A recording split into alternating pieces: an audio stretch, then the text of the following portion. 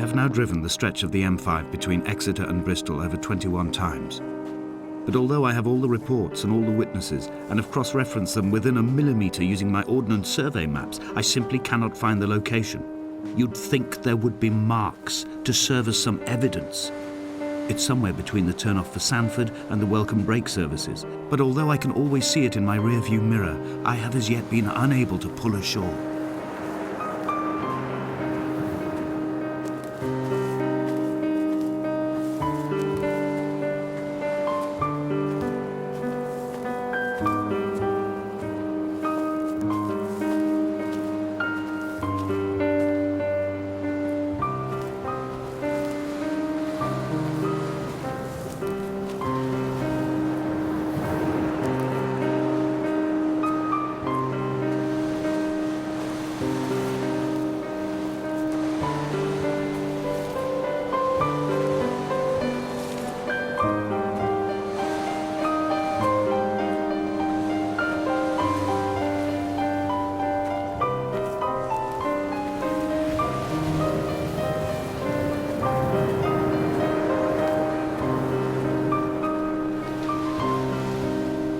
I've begun to wonder if Donnelly's voyage here was as prosaic as it was presented.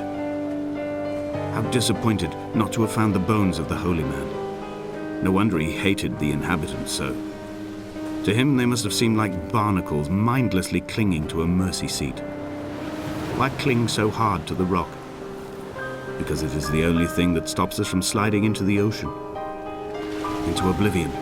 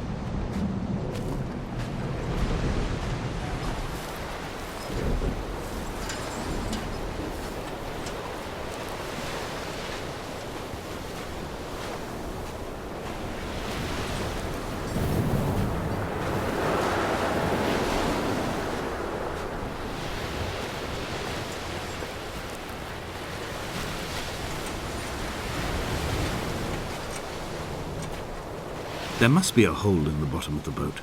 How else could new hermits have arrived?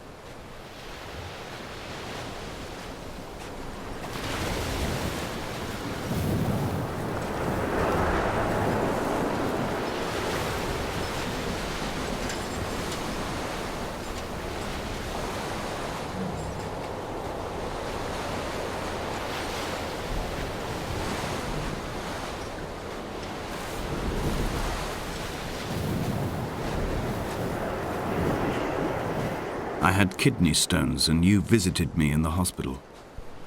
After the operation, when I was still half submerged in anesthetic, your outline and your speech both blurred. Now my stones have grown into an island and made their escape, and you have been rendered opaque by the car of a drunk.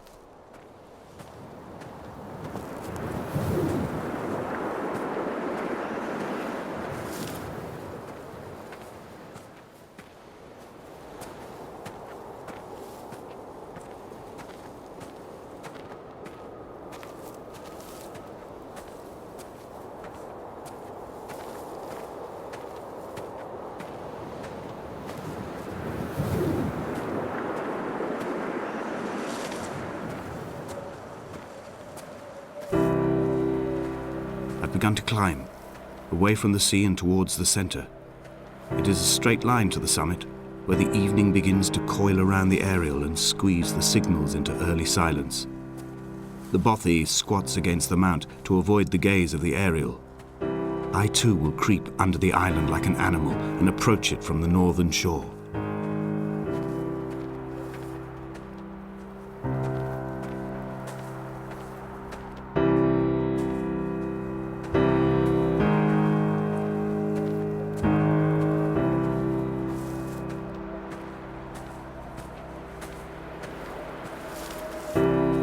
The bothy was constructed originally in the early 1700s. By then, shepherding had formalized into a career. The first habitual shepherd was a man called Jacobsen, from a lineage of migratory Scandinavians. He was not considered a man of breeding by the mainlanders. He came here every summer whilst building the bothy, hoping eventually that becoming a man of property would secure him a wife and a lineage. Donnelly records that it did not work. He caught some disease from his malcontented goats and died 2 years after completing it. There was no one to carve white lines into the cliff for him either.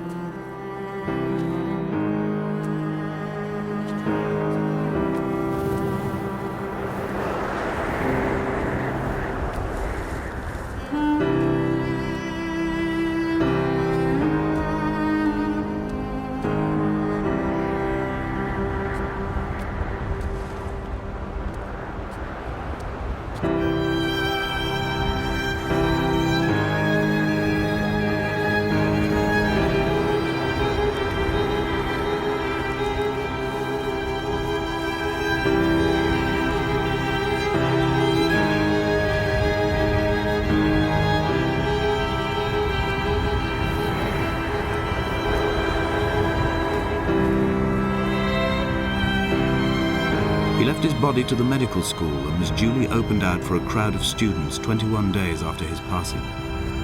The report is included in my edition of his book. The syphilis had torn through his guts like a drunk driver, scrambling his organs like eggs on a plate. But enough definition remained for a cursory examination, and, as I suspected, they found clear evidence of kidney stones. He's likely to have spent the last years of his life in considerable pain. Perhaps this is the root of his laudanum habit. Although its use makes him an unreliable witness, I find myself increasingly drawn into his orbit.